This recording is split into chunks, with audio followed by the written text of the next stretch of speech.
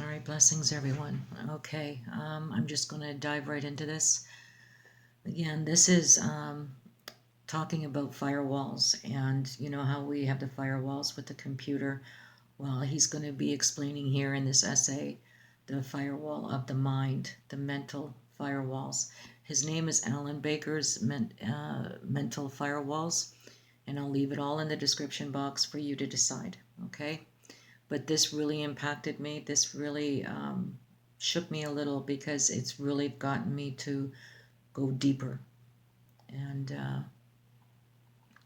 it's pretty dark.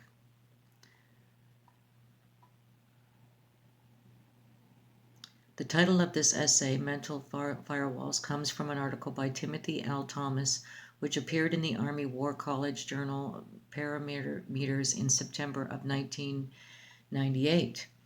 It was titled The Mind Has No Firewalls. The Army has an often honorable tradition going back to the Revolutionary War, the Minutemen, and so forth.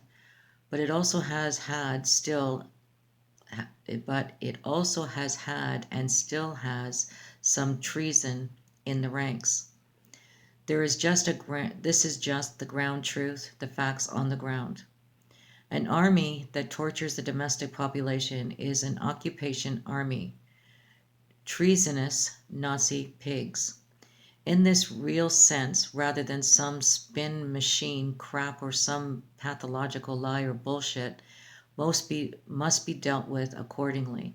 This holds for all branches of the military. This holds for law enforcement as well. It holds for all intelligence agencies also. It holds even when they pretend that the torture devices don't exist. Even if the victim does not realize what is happening to him or her, it's still torture. Informed consent must be truly informed. Torturing an American citizen is at least as treasonous as selling the nation's top secrets to a foreign power.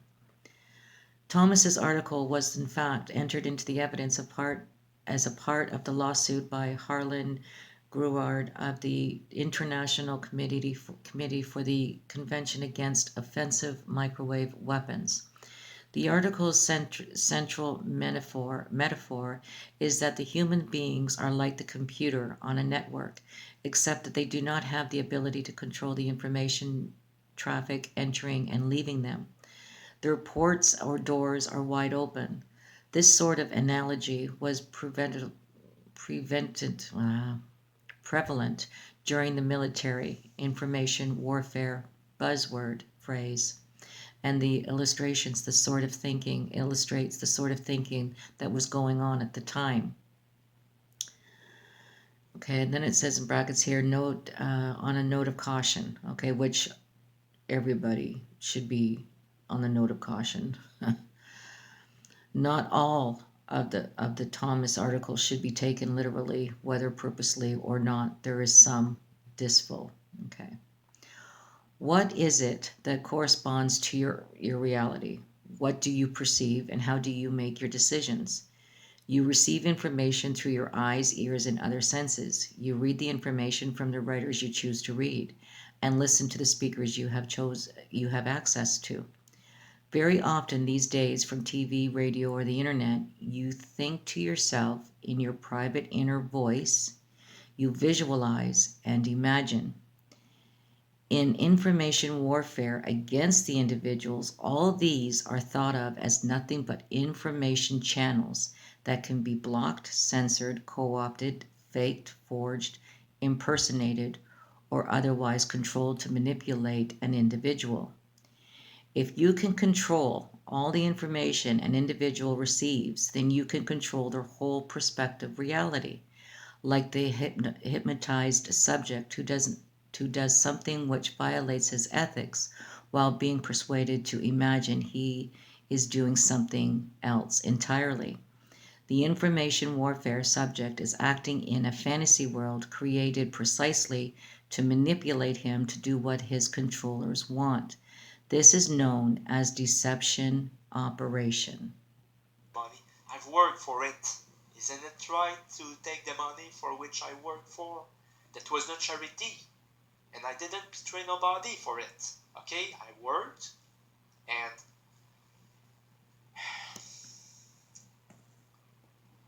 listen to it, okay? He's repeating 10 times.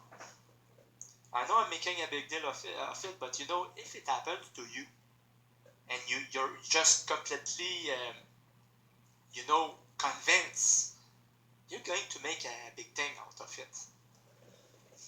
You know, sometimes when you see somebody reacting, overreacting, it's because when it's happening to you, you would understand why. You know, I completely know that there are things that happen like this. It's not the Holy Spirit, okay, all the time that doing this. Most of the time it's going to be spirit of demons. They are trying to play a trick on your mind. What's the trick on your mind? You're the judo. You took the money. You see? So, hear this, okay? But the guy doesn't know why he said that. Doesn't know. 7 a.m. I'm not even going to tell you where I get my information from anymore.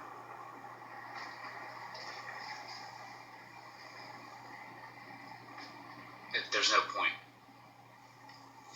Just know that it comes from a variety of watching. Just watching everything. But the thing is that there is the demons or so that are watching all the time.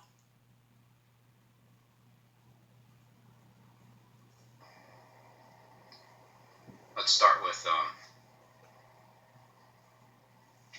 probably be jumping all around here because I had all these ideas in my head last night. But where they come from?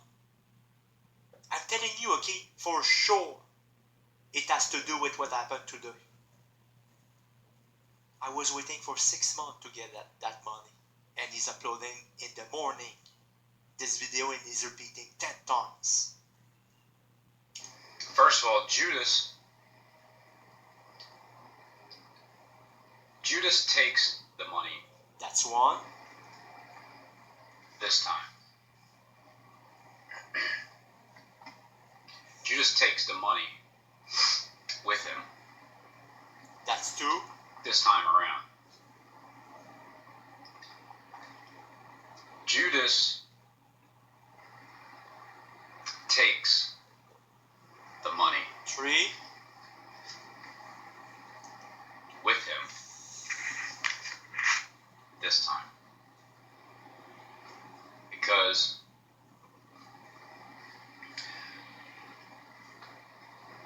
the last time, before he went back to his own place, he was deceived. He didn't know. He just didn't know.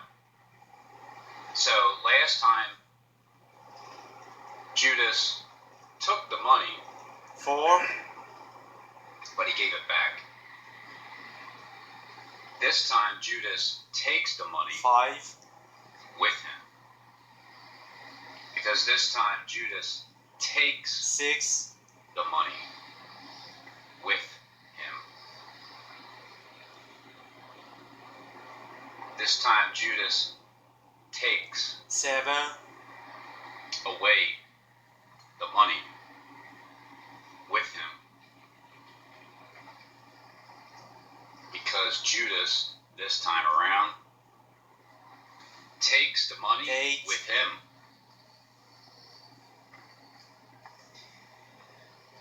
Interpret it how you want, but this time around, Why is doing this?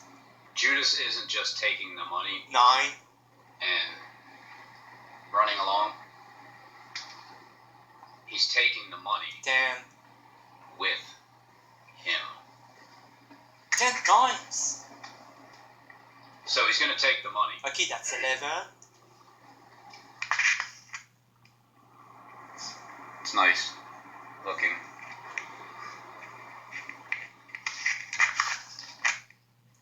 October. Let's see, October 11th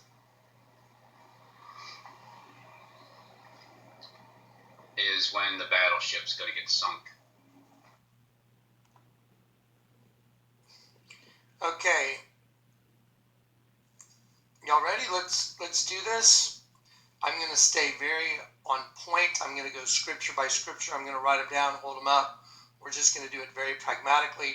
And then once I'm done with the scriptures and I've explained everything very thoroughly, and if you don't like hearing stuff repeated, well, then you don't understand. Repetition is the key to undoing what's already been done to y'all's heads. It's in the scriptures, and I'm going to prove it. I'm going to pull up the scriptures, and I'm going to show you how repetition, intensity, and reversal is what opens the door. You know what? Let's just do it right now. Methodology. Do you understand the method at which it is accomplished?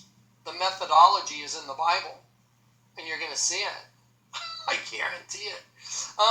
Let's talk for a minute about this guy that's talking to you right now. And long time ago, he told you, he did a video, and he said, you know, when he got saved, the Lord had told him to do something very interesting, to read the tags and the clothes he was carrying. Remember that?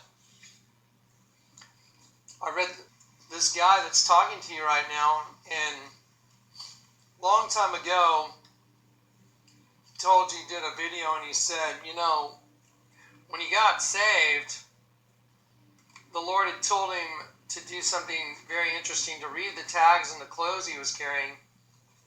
Remember that? I read the Lord appeared, well, when I say appeared, the Lord communicated to me inside of me. It was like he was all around me. He was through me and around me all at the same time. It was like a field of energy. And I heard inside of me, Johnathan, read the tags and the clothes you're carrying. It was very strange. I was with my girlfriend. I know y'all have heard this. And I looked at her and said, some source is communicating with me. He's telling me to read the tags and the clothes I'm carrying. In this section, I will describe the basic torture set up against our hypothetical composite mind-controlled torture victim. The focus is on the effects that the victim experiences, not necessarily the particular technology that is used to inflict it. Rather, in all of this, that the torture any individual receives can vary.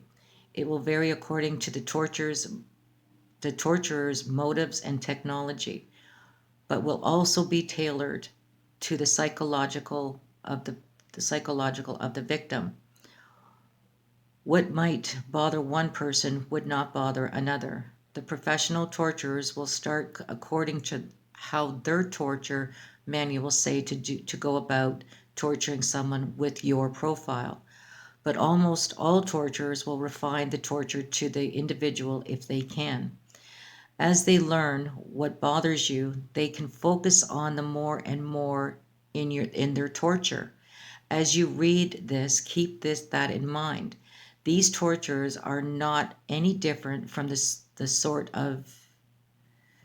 you might read about in Red Cross literature, who shock the genitals of victims, etc., except that they have access to abuse the most advanced technology and hide behind an evil U.S. government which sinks to the lowest common denominator of torturers it protects.